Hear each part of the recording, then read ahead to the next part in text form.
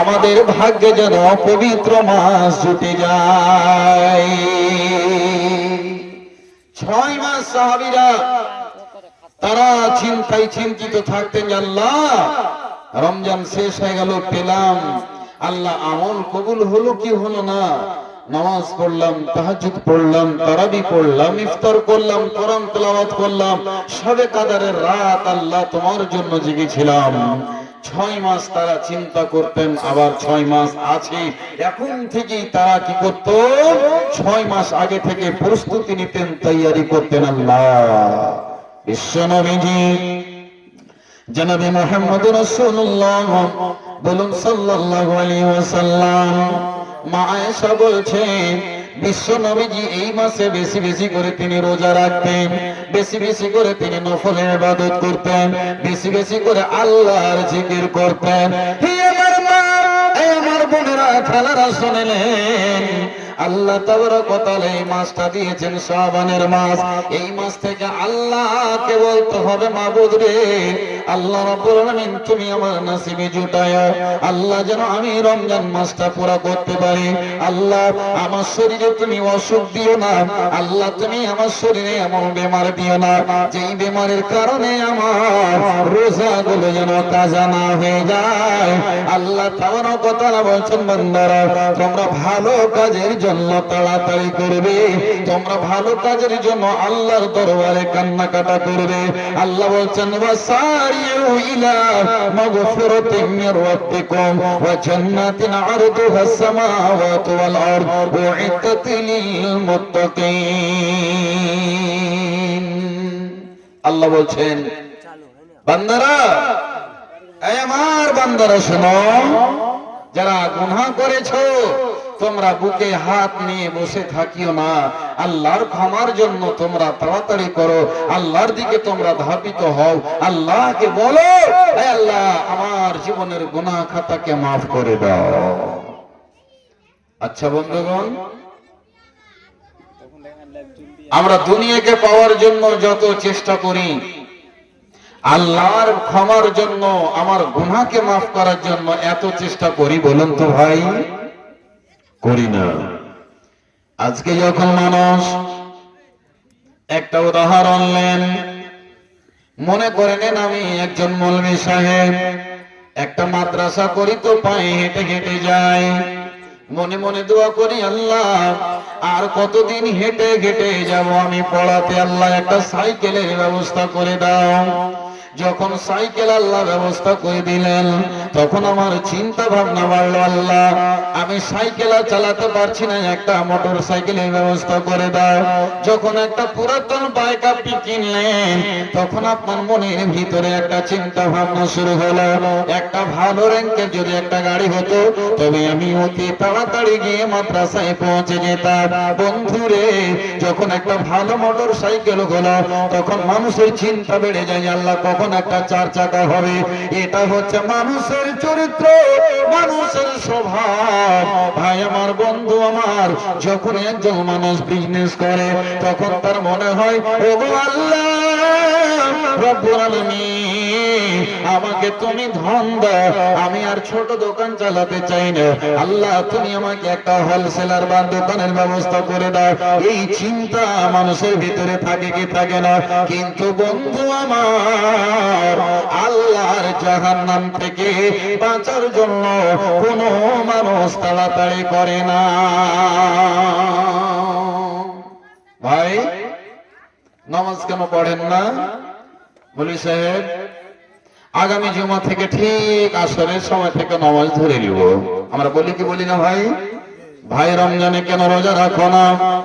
বলছে মৌলভী সাহেব, এই মাসটা তো কেটে গেল, বছর তো কেটে গেল, যদি আল্লাহ সুযোগ দেয় তো আগামী বছরে আমি রোজা রাখবো। ও মুসলমান, পৃথিবীর পৃথিবীর কোন মানুষ কি বলতে পেরেছে আল্লাহ আপনাকে কতটুকু সময় দিয়েছে? পৃথিবীর কোন মানুষ বলতে পারবে না। এই জন্য বন্ধুরে, যখনই সময় এসেছে সঙ্গে সঙ্গে ভালো কাজ করলেন। আল্লাহ বলছেন, বান্দা তুমি তোমার রবের ক্ষমার দিকে তাড়াতাড়ি করো। গুনাহ করেছো, বসে থাকিও না, আল্লাহর জন্য তাড়াতাড়ি যাও। আল্লাহ গো, মাবুদ গো, আমার দ্বারাতে ভুলটা হয়ে গেল, আল্লাহ তুমি আমাকে মাফ করে দাও, মাফ করে দাও। আমরা গুনাহ করে বসে থাকি, কোন পথে কোন রাস্তায় আমার গুনাহটা মাফ হবে আমাদের চিন্তা নাই। গুনাহ করতে করতে করতে করতে পাহাড় সাজিয়ে রেখেছি, একদিনও গুনাহের জন্য ভাবলাম না। মা আমার, বোন আমার, বিশ্বনবীর জামানায় একজন মহিলা ব্যভিচারে লিপ্ত হয়েছিল, জিনা করে নিয়েছিল। জিনা করার কারণে ওই মায়ের পেটে, মহিলার পেটে বাচ্চা এসে গিয়েছিল, 4 সন্তান। না বন্ধুরে, হে আমার মা, যখনই বাচ্চাটা চলে আসলো, গর্ভধারিণী হয়ে গেল, ওই মহিলাটি আল্লাহর নবীর দরবারে এসে বলছে, ইয়া রাসূলুল্লাহ তাহিরনি, নবী গো, আমাকে আপনি পবিত্র করে, আমাকে পাক সাফ করে দেন। নবীজি বললেন, ওরে আল্লাহর বান্দে শোনো, তোমার পেটে বাচ্চা আছে, তোমাকে মারা হবে না, তোমাকে তোমার প্রতি কোড়া লাগা হবে না। আল্লাহর নবী তাকে বললেন, বাড়ি চলে যাও, যেদিন তোমার পেট থেকে বাচ্চাটা দুনিয়াতে আসবে সেদিন তুমি আমার কাছে আসবে। আল্লাহর কাছে ওই আল্লাহর বান্দাকে ডেকে দোয়া করছে, মাবুদ গো, আমি তো একজন মহিলা, আমি ভুল করে আল্লাহকে পাপ করে নিয়েছি। আল্লাহ রব্বুল আলামিন, যদি এই অবস্থাতে আমার মওত হয়ে যায়, যদি আমার মৃত্যু হয়ে যায় গো আল্লাহ, কাল কিয়ামতের মাঠে এই অবস্থাতে পেটে বাচ্চাটা নিয়ে তোমার দরবারে আমি কেমন করে খাড়া হব? ওরে মুসলমান নওজোয়ান, আজকে আমি আপনি কত গুনাহ করে রেখেছি, আল্লাহর দরবারে কোনোদিন ফিরে আসলাম না। ওই আল্লাহর মুমিনা বান্দে আল্লাহর নবীর কাছে এসে বলছেন, ইয়া রাসূলুল্লাহ, আমাকে আপনি পবিত্র করেন, কোড়া মারেন, দররা মেরে পাক করে দেন। বিশ্বনবীজি বললে, তোমার যতদিন সন্তানটা না হবে অতদিন তোমাকে পবিত্র করা হবে না। বাড়ি চলে গেলেন, চিন্তায় ভারাক্রান্ত। আহা হা, হে আমার মা, শুনুন কেমন ছিল তাদের ঈমান। যখনই মহিলাটি বাড়ি গেলেন, একদিন গেল, সপ্তাহ গেল, মাস গেল, যখনই বাচ্চাটা দুনিয়াতে ভূমিষ্ঠ হয়েছে, সঙ্গে সঙ্গে ওই রক্ত মাখা, ওই তার ছেঁড়া কাপড় চোপড়ে বাচ্চাটাকে নিয়ে দয়ার নবীর কাছে এসে হাজির। একবার বলুন সুবহানাল্লাহ।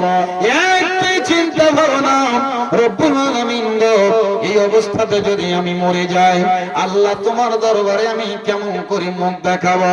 যেদিন কাল কিয়ামতের মাঠে নিজের মা থাকবে, বাপ থাকবে, সবাই থাকবে, হাসরের মাঠে সবারই সামনে আল্লাহ আমাকে সবাই তো চিনে নেবে, কেউ তো সেদিন বাড়িতে থাকবে না, অফিস আদালতে থাকবে না। এক কথায় আদম থেকে নিয়ে যত মানুষ এসেছে, মারা গেছে, আসবে, সব আল্লাহর সামনে হাজির হতে হবে। সেদিন মাবুদ গো, আমি কেমন করে তোমার দরবারে মুখ দেখাবো? এই চিন্তা ভাবনা নিয়ে ওই বাচ্চাটাকে, রক্ত মাখা শরীরে যখন একটা বাচ্চা হয়, মা বোনেরা জানে কত যে রক্ত প্রবাহিত হয়, মা অজ্ঞান হয়ে যায়। বিশ্ব নবীর সাহাবিয়া ওই মহিলাটি যেন আল্লাহর নবীর দরবারে এসে বলছে, আল্লাহর নবী বললেন, ওরে আল্লাহর বান্দী শোনে না, তোমাকে এই অবস্থাতে পবিত্র করা যাবে না, যতদিন তোমার বাচ্চা তোমার দুধ পান করবে। যেদিন তোমার বাচ্চা খাবার খেতে শুরু করবে, সেদিন তুমি আমার দরবারে আসবে। আরো যেন টেনশন বেড়ে গেল, আরো যেন চিন্তা ভারাক্রান্ত হয়ে গেল। এই আমার মা, এই আমার বোনেরা, এবার ওই বাচ্চাটাকে নিয়ে আবার বাড়ি চলে গেল। আল্লাহ রাব্বুল আলামিন বলছে যে একজন বাচ্চা মায়ের 2 বছর দুধ পান করবে, যখনই বাচ্চাটা খেতে শুরু করেছে, হাতে একখানা রুটি টুকরো নিয়ে আবার দয়ার নবীর সামনে এসে হাজির হয়ে গেছেন। ইয়া রাসূলুল্লাহ, ওগো দয়ার নবীজি, আপনি আমাকে পবিত্র করলেন, আমাকে পাক সাফ করেন। বিশ্ব নবীজি জনাবে মুহাম্মদ রাসূলুল্লাহ সাল্লাল্লাহু আলাইহি ওয়াসাল্লাম বললেন, এই বাচ্চাটার কে দেখভাল করবে, বাচ্চাটার কে দায়িত্ব নেবে? আল্লাহর নবীর সাহাবী দাঁড়িয়ে গেলেন, নবী গো, এই বাচ্চাটাকে আমাকে দিয়ে দেন, মাসুম বাচ্চা, এর তো কোনো অপরাধ নাই, কোনো ভুল করেনি।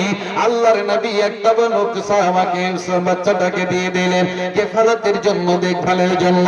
তারপরে নবীজি বললেন, ও আমার সাহাবারা, এই মহিলাটাকে তোমরা নিয়ে যাও ফাঁকা একটা জায়গাতে, আর বুক পর্যন্ত একটা খাল গর্ত খনন করো, আর বুক পর্যন্ত পুঁতে দিয়ে তাকে পাথর মেরে মেরে তাকে রজম করে দাও। হে আমার মা, তারা দুনিয়ার শান্তি চাইনি, তারা দুনিয়াতে গুনাহ করে বসে থাকেনি, তারা পবিত্র হওয়ার জন্য তারা চিন্তায় চিন্তিতা। ওরে আমার মা, শুনলে আজকে আপনি কত গুনাহ করেছেন। এই আমার ভাইরা, পুরুষেরা কত আমরা গুনাহ করি। গুনাহ করে যাওয়ার পর আল্লাহর দরবারে আমরা যাই না। এই জন্য আমার আল্লাহ বলেছেন, ইয়া ইবাদিয়াল্লাযীনা আসরাফু আলা আনফুসিহিম লা তাকনাতু মির রাহমাতিল্লাহ। আল্লাহ বলেন, বান্দারে শুনিলা, যতই তুমি গুনাহ করেছো, আল্লাহ বলেন বান্দা শোনো রে, তোমার গুনাহ হলো কেমন কেমন কেমন। একটা সমুদ্রে যদি একটা সূচকে তুমি ডুবাও, বা একটা উংলিকে যদি ডুবাও, একটা উংলির মাথাতে 1 ফোঁটা বা 2 ফোঁটা পানি উঠবে, এত পরিমাণ তোমার গুনাহ। আর 7 সমুদ্রের পানির মতো আমার দয়া বান্দারে, তুমি আকাশ জমিনের মাঝখানে গুনাহ করে করে করে করে তুমি ভর্তি করে দিয়েছো। যখনই একবার রব্বানা বলে ডাকবে, আমি আল্লাহ তোমার জীবনের সমস্ত গুনাহকে আমি রব ক্ষমা করে দেব। সকলে পড়ি একবার আলহামদুলিল্লাহ। আল্লাহ গো, তোমায় মোরা ডাকতে জানি না, ডাকার মতো ডাকলে আল্লাহ তুমি কেমনে শোনো না, ডাকতে জানি না। দেখেছেন ইব্রাহিম নবী